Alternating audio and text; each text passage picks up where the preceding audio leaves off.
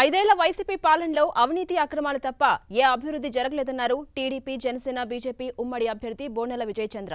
మన్యం జిల్లా కేంద్రంగా ఉన్న పార్వతీపురం సిట్టింగ్ ఎమ్మెల్యేపై పోటీకి సై అంటున్నారు బోనెల.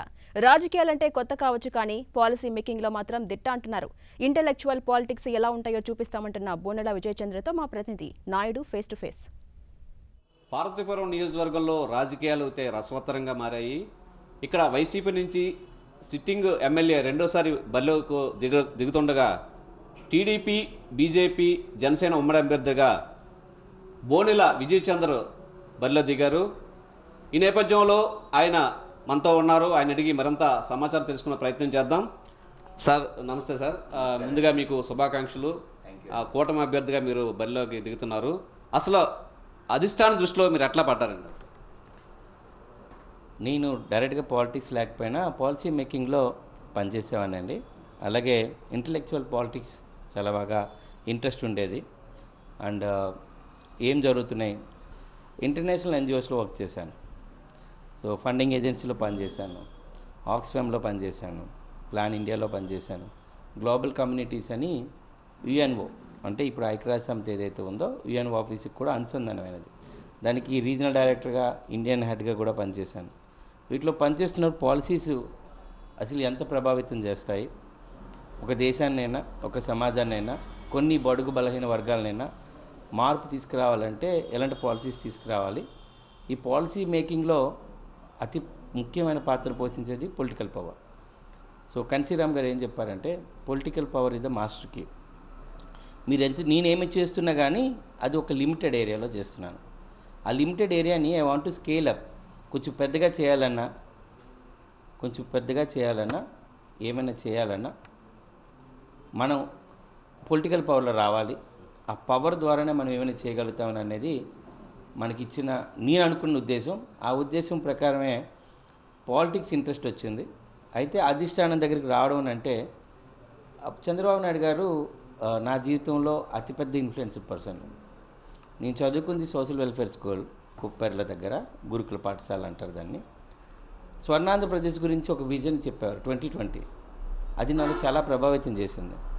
ఒక వ్యక్తి ఒక పార్టీ కోసం కాకుండా తన స్వప్రయోజనాల కోసం కాకుండా ఒక రాష్ట్రాన్ని ఎలా ముందుకు తీసుకెళ్లాలనుకుంటున్నాడు, రాష్ట్రాన్ని ప్రజల్ని అందులో ఎలాగ ఇన్వాల్వ్ చేయాలనుకుంటున్నారని ఆలోచించినప్పుడే రాజకీయాలు ఇంత ప్రభావితం చేస్తాయనని ఆ రోజు నుంచి నేను పెయింట్ పట్టుకొని స్వర్ణాంధ్ర సింబల్ ఉండేది, ఆ సన్ వచ్చి అటు వచ్చి ఉండేది కదా, ఆ సింబల్ నేనే వేసాను. సో ఆ సింబల్ వేయడం, ఆయన చూసి చాలా నేర్చుకోవడం, ఆయన మాట్లాడుతున్నవి అసెంబ్లీలో చెప్తున్నవి, ఆయన విజన్ డాక్యుమెంట్స్ కానీ ఆయన విజనరీ గురించి చాలా ప్రభావితం చేసింది. అదే ఆయన కూడా నా దగ్గర చేసింది. అంటే బోనెల విజయచంద్ర అనే వ్యక్తి ఈ ప్రాంతానికి కొత్త, అసలు ఈ ప్రాంతం ఎవరే కాదు అనేది విపక్షాల ఆరోపణలు. విపక్షాలు ఏమైనా మాట్లాడతాయండి. నేను పుట్టింది నరసీపురం గ్రామం, ఇక్కడే పుట్టాను. ఇక్కడ అంగన్వాడీ స్కూల్లోనే చదివాను, ఇక్కడ స్కూల్లో కూడా చదివాను, నాకు గుర్తుంది. చదువు కోసం అని చెప్పి నా తల్లిదండ్రులు వైజాగ్ వెళ్ళారు. ఎప్పుడు ఊరు నొదల, ఊర్లో ఉన్న మా ఇల్లు కానీ ఊర్లో ఉన్న మా చిన్న పొలం కానీ ఇక్కడికే ఉంటాం, ఎప్పుడు ఇక్కడే ఉన్నాం. మా మూలాలు ఇవే, మా ఇల్లులు ఇవే, మా బంధుత్వాలు ఇవే. 4 మండలాల్లో కూడా మా బంధుత్వాలు ఉన్నాయి, అందరికీ తెలిసిన వాడినే. కాకపోతే రాజకీయంగా ఎప్పుడు కూడా ఇన్వాల్వ్ అవ్వలేదు. ఇంటలెక్చువల్ పాలిటిక్స్లో అయితే నేను ఇన్వాల్వ్ అయ్యి ఉన్నాను. సో విపక్షాలు ఏం చెప్తారంటే భయం పుట్టిందండి. ఎప్పుడైతే ఒక స్ట్రాంగ్ ఒపోనెంట్ రావడమో, ఇంతవరకు వీళ్ళకి నల్లేరిపోయి నడకలాగా ఉండే ఉద్దేశంలో ఉండేవాళ్ళు. మేము వచ్చిన తర్వాత నుంచి ఆయనలో భయం పుట్టింది. ఆ భయం పుట్టడం ఏమని చెప్తాడంటే ఇలాంటివన్నీ మాట్లాడడం అనమాట. దీంట్లో అభ్యంతరం ఏంటంటే కొంతమంది సీనియర్స్ తోటి ఈయనకి పొసగడం లేదనేది ఒక విమర్శ అయితే బయట వినిపిస్తుంది. దానిపై మీ ఎట్లా? అది ఏం లేదండి, సీనియర్స్ అందరూ ఉన్నారు. నియోజకవర్గం 4 మండలాలు ఉన్నాయి. మేము ఎంత స్ట్రాటజిక్గా వెళ్తున్నామంటే 4 చేపులు వెళ్ళాలని. సో 4 ఒక దగ్గరే కాకుండా ఒకే టైంలో 4 చోట్ల 4 విభాగాలుగా విడిపోయి పనిచేస్తున్నాము. సరే విజయచంద్ర గారు, ఇప్పుడు గడిచిన 5 ఏళ్ల పాలనని ఇక్కడ ఎమ్మెల్యే పనితీరును మీరు వర్ణిస్తారండి? ఆయన ఏమీ చేయలేదండి. ఇప్పుడున్న శాసనసభ్యులు ఎవరైతే ఉన్నారో జోగారావు గారు, ఆయన సొంత డెవలప్మెంట్ చేసుకోగలిగాడు. ఒకప్పుడు ఆయన పరిస్థితి ఏంటి, ఇప్పుడు ఆయన పరిస్థితి ఏంటి అని అనేది ప్రజలు చూపులు కొడుకుంటున్నారు. పార్వతీపురంలో చెరువులు మాయమైపోయాయి, పార్వతీపురంలో ఎంక్రోచ్మెంట్ జరిగాయి, పార్వతీపురంలో ఎప్పుడు లేనని సెటిల్మెంట్లు జరిగాయి. పార్వతీపురంలో విపరీతమైన కుటుంబాల మధ్యన కలహాలు వచ్చాయి. పార్వతీపురంలో ఆర్థికంగా ఆత్మహత్యలు చేసుకున్న వాళ్ళు ఉన్నారు. ఇవన్నిటికీ కారణం ఒక కేంద్ర బిందువు ఇప్పుడున్న శాసనసభ్యులు. ఆయన గతంలో సవాల్ చేశారు, ఏమైనా నా అవినీతి అక్రమాలను మీరు నిరూపిస్తే కనుక నేను ఏదైతే భూములు ఉన్నాయో అవన్నీ పేదవారు రాస్తాను, లేదంటే నేను పదవిని వదులుకుంటానని. ఆయనది 151 పేజీలు రెడీ చేసి ఉన్నాను. ఆయన ఎప్పుడైతే నా ముందుకు వచ్చి కూర్చొని మాట్లాడతానంటే, ఆయన 2019లో ఎఫ్డిటీ నా దగ్గర ఉంది. ఇప్పటికీ ఎన్ని రిజిస్ట్రేషన్లు ఆయన చేయించుకున్నాడు, ఏం బిజినెస్ చేస్తే కోట్ల స్థలాలు కొన్నాడు, ఎలాగ వస్తుందనేది ప్రతి ఒక్క పార్వతీపురం పౌరుడికి తెలుసుకోవాలనుకుంటున్నాను. విజయ్ చంద్ర గారు, రానున్న 2 నెలల పాటు మీది ఈ ప్రచారం కానీ లేదంటే మీకు ఎలక్షన్ టైం అంతను, సో ప్రజల్లోకి ఏ ఎజెండాతో మీరు వెళ్తున్నారు, ఎలాంటి భరోసా వాళ్ళకి ఎవరున్నారు, విజయం అసలు ఓటు ఏ విధంగా అడగాలనుకుంటున్నారు? నా సింపుల్ ఎజెండా అండి, పార్వతీపురంలో పుట్టినందుకు పార్వతీపురానికి ఒక రుణం తీర్చుకోవాలనుకుంటున్నాను.